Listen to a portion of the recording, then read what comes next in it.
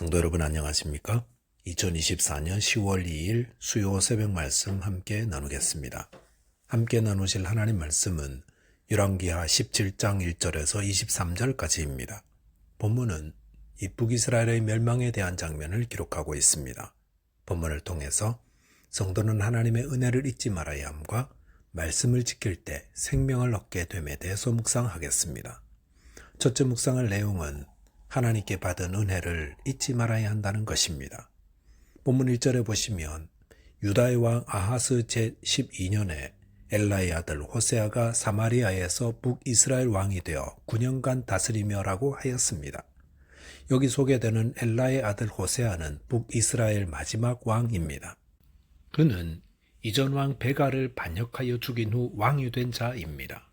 본문 2절에 보시면 여호와께서 보시기에 악을 행하였으나 다만 그 전 이스라엘 여러 왕들과 같이 하지는 아니하였더라 하였습니다.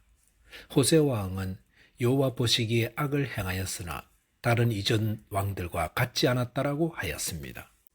아마도 이것은 역대하 30장 11절에서 유다 왕 히스기야가 종교 개혁을 일으켰을 때에 북이스라엘에서 사람들이 예루살렘에 예배하러 가는 것을 호세아가 막지 않았기 때문이라 할 수 있습니다. 또한 아수르가 침공하여 베델의 금송아지를 빼앗아갔을 때에 그곳에 새 송아지나 우상을 세우지 않았던 것 때문일 수도 있습니다. 이렇게 호세아는 전임자들에 비해 적극적으로 우상을 만들지도 않았고 악으로 달려가지도 않았습니다.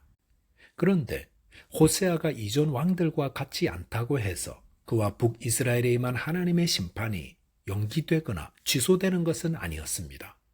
하나님이 보시기에 원하시는 것은 무엇입니까?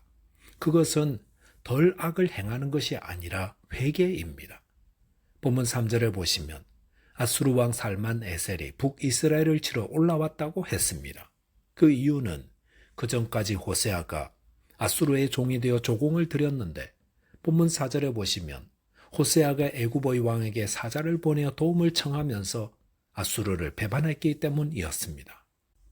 그런데 이것은 아수르 군대를 불러와 북이스라엘로 멸망케 만드는 계기가 되었습니다. 당시 애굽은 4분 오열되어 있어서 다른 누군가를 도울 여건이 되지 못했습니다. 그래서 아수르의 살만 에셀은 호세아를 붙잡아 옥에 가두어 두고 사마리아를 함락시키기 위해 3년간 포위하게 되었던 겁니다. 그리고 호세아 제9년인 BC 722년에 북이스라엘은 아수르에 의해 점령되고 백성들은 아수르로 끌려가게 되었습니다. 북이스라엘은 왜 멸망한 것입니까? 그것은 단순히 외교나 군사적 원인에서 이유를 찾을 수 있는 것이 아닙니다. 본문 7절에 보시면 이 일은 이스라엘 자손이 자기를 애굽 땅에서 인도하여 내사 애굽의 왕 바로의 손에서 벗어나게 하신 그 하나님 여호와께 죄를 범하고 또 다른 신들을 경외하며라고 하였습니다. 북이스라엘의 멸망의 원인은 거듭된 우상 숭배에 있었다 할 수 있습니다. 북이스라엘 초대 왕인 여로보암부터 마지막 호세아 왕까지 210년간 북이스라엘은 잠시도 우상 숭배에서 떠나지 않았더랬습니다. 엘리야와 엘리사처럼 위대한 선지자들이 많은 기적을 행하며 신앙 회복을 외쳤지만 북이스라엘은 점점 더 하나님을 떠나 죄악과 우상 숭배로 빠져들기만 했었습니다. 이 북이스라엘의 멸망이 저희에게 주는 교훈이 무엇입니까? 그것은 하나님의 은혜를 잊어버리지 말아야 한다는 것입니다. 하나님이 애굽에서 종살이하던 이스라엘을 구원하기 위해 얼마나 많은 은혜를 베푸셨습니까? 하나님은 위대한 지도자 모세를 보내셨습니다. 그리고 애굽에 큰 이적을 베풀어 출애굽하게 하셨습니다. 또한 홍해를 가르시고 광야 40년간 기적으로 인도하셨습니다. 이스라엘은 이 큰 은혜를 잊지 말고 하나님을 경외하는 자 되어야 했었습니다. 어떤 분들은 왜 캐캐 묵은 과거 이야기를 또 하고 또 하느냐고 물을지 모릅니다. 하지만 그 캐캐 묵은 은혜 때문에 지금 우리가 살고 있는 것입니다. 하나님이 내게 베푼 그 은혜를 잊을 때 저희는 타락한 육체의 욕심을 따라 길을 잃고 방황하다 멸망케 되고 맙니다. 저와 여러분들이 하나님의 은혜를 기억하며 하나님만을 섬기고 경외하는 자 되시기를 주님의 이름으로 축원드리겠습니다. 둘째로 묵상할 내용은 하나님의 말씀을 지킬 때 생명을 얻는다는 것입니다. 본문 9절에 보시면 이스라엘의 자손이 점차로 불의를 행하여라고 하였습니다. 이스라엘은 처음 조금씩 죄를 짓기 시작했습니다. 하나님이 하지 말라고 따라하지 말라는 우상숭배와 이방의 신들을 조금씩 섬기기 시작했습니다.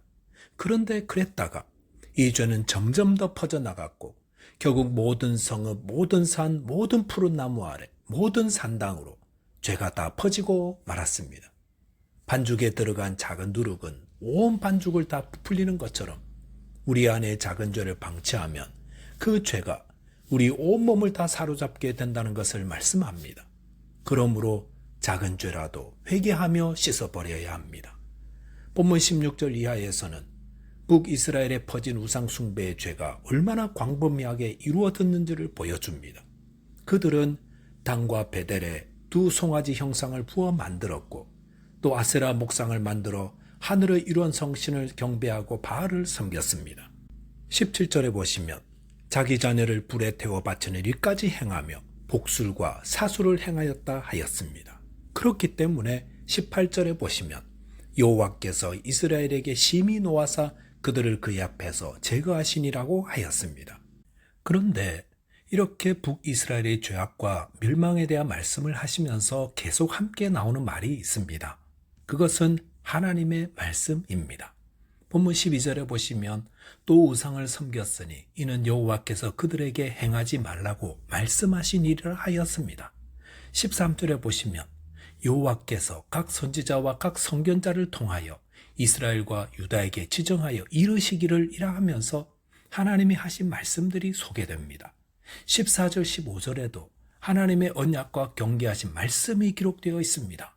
16절에서도 그들이 하나님 여호와의 모든 명령을 버리고라고 하였습니다.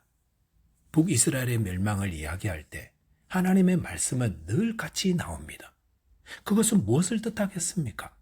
그것은 이스라엘 백성들이 멸망의 길로 향할 때 하나님께서 계속해서 그의 종들을 통해서 그 길은 멸망의 길이라고 알려주시고 어떻게 하면 구원의 길로 가게 되는지를 알려주셨다는 말입니다. 이것은 마치 비행기가 정해진 항로를 벗어났을 때 혹은 위험하게 착륙하려 할 때에 경고음이 울려 주의를 환기시키는 것과도 같습니다. 왜 하나님의 말씀 하겠습니까? 그것은 하나님의 말씀이 우리의 삶의 기준이 되기 때문입니다. 건물을 짓는 건축자가 하루에도 수없이 확인하고 또 확인하는 것이 수평자와 수직자입니다. 이것을 수시로 확인하지 않으면 그 건물은 점점 위험하게 되고 결국 무너지고 말게 될 것입니다. 성도가 늘 확인해야 하는 것은 하나님의 말씀입니다. 하나님의 말씀은 우리의 삶의 기준이 됩니다. 내가 잘 살고 있는지, 생명의 길로 가고 있는지 사람들에게 묻지 말고 하나님의 말씀을 보시기 바랍니다. 신명기에 보시면 왕이 된 자가 늘 힘쓸 일이 성경을 가까이 두고 그것을 읽고 배우고 따르는 일이라 하였습니다. 언제까지요? 왕이 된 첫 해나 둘째 해까지가 아니라 평생에입니다. 왕이 되고 몇 년만 지나면 어떻게 해야 하는지 잘 압니다. 그런데도 왜 하나님의 말씀을 가까이 두고 배우고 익히고 따라야 하는 것입니까? 그것이 기준이 되기 때문입니다. 이스라엘 백성들은 그들이 그릇된 길로 갈 때 들려오는 하나님의 경고의 말씀을 들으려 하지 않았습니다. 기준을 무시하고 자기 생각, 자기 경험, 자기 욕심을 따르다가 멸망했습니다. 하나님의 말씀은 생명의 말씀입니다. 그 말씀을 지키는 자는 생명을 얻지만 그 말씀을 버리면 멸망케 됩니다. 특별히 이스라엘 백성들은 자신들이 성경 말씀을 잘 알고 있다고 생각하는 자들이었습니다. 하지만 잘 아는 사람들이 더 쉽게 넘어집니다. 자신이 말씀을 잘 안다고 생각할수록 더욱 겸손히 하나님 말씀을 가까이 하며 의지해야 합니다. 저와 여러분이 하나님의 말씀을 가까이 하며 또 온전히 순종함으로 생명과 구원에 이르게 되시기를 바라겠습니다. 기도하겠습니다. 하나님 아버지, 저희에게 주신 하나님의 은혜를 잊지 말고 하나님을 경외하며 섬기게 해 주옵소서. 또한 하나님의 말씀을 가까이 하며 온전히 순종함으로 생명과 구원에 이르게 하여 주옵소서. 우리 주 예수 그리스도 이름으로 기도하옵나이다. 아멘. 오늘도 믿음 안에서 승리하는 하루 되시기 바라겠습니다. 감사합니다.